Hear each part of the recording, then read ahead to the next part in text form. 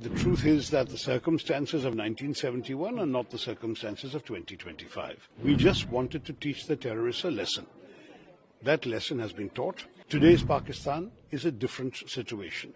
Their equipment, their military equipment, the damage they can do, everything is different. If Pakistan did not escalate, we would not have escalated. Pakistan did, we also did. The whole idea of this book launch is to celebrate the Constitution as a living document, an evolving document. A document that is relevant to the lives of every Indian, but it takes different shape at different times. We've had 106 amendments since it was first passed. There have been a number of judgments of the Supreme Court that have changed the way it applies. There have been serious issues, disputes, cases going on. It's all part of the fabric of the political, social life of Indians every day, not just legal. So it's a book that tries to demystify the Constitution for ordinary people. It's not written for lawyers, it's not written for constitutional scholars, but for you and me, just to appreciate what the Constitution means in our lives. Sir, a big development happened between India and Pakistan. What's your take on it? Because now on all social media, Indira Gandhi is trending, and Congress party is saying that Indira is iron lady. You see, the fact is that, to my mind, we had reached a stage where the escalation was needlessly getting out of control.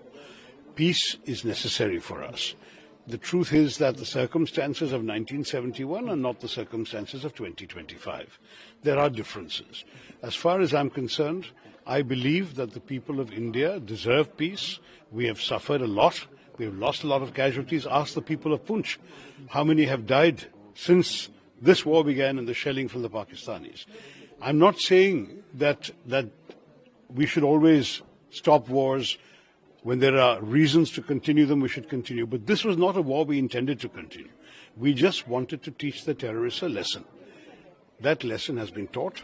I'm sure the government will continue trying to identify and track the specific individuals who did the horrors of Pahalgam.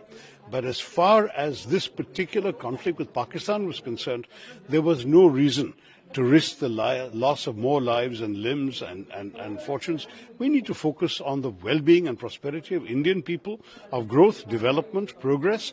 I think the peace is the right way to go at this stage. Sir, India's position on terrorism will be, remains the same. Our position on terrorism will not change. The way the government took few steps, like inter-voted will be suspended, there will be other measures also. Other measures have to be taken. I think we have to definitely use all the intelligence means available to find these people who did this terrible crime in Pahalgam, to identify them, track them down wherever they are and bring them to justice. That is indispensable. It may not happen overnight. It may take months, it may take years, but we will have to do it. No one should be allowed to get away with killing innocent Indian civilians. But that doesn't mean we should put the entire nation at risk in a prolonged war. So I'm in favor of peace, but I do not in any way suggest that we should stop the quest to find these terrorists and bring them to justice. One last question, sir. Are you happy with the Prime Minister Modi's rap, and you're still missing Indira Gandhi ji?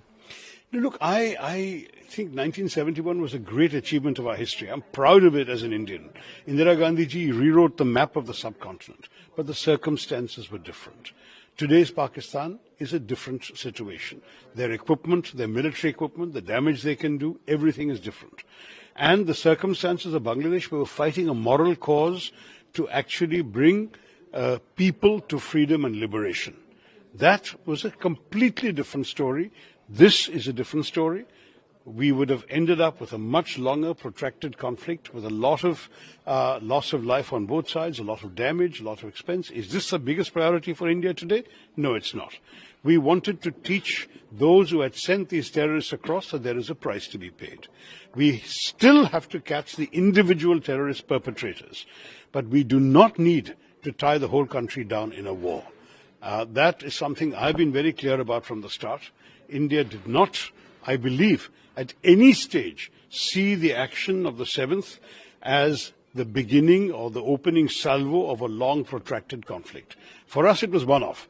We'll do it. If Pakistan did not escalate, we would not have escalated. Pakistan did. We also did. It was getting to a point where if it continued like this, we would needlessly have been caught into a long drawn-out war without a clear objective at the end of it. Liberating Bangladesh is a clear objective.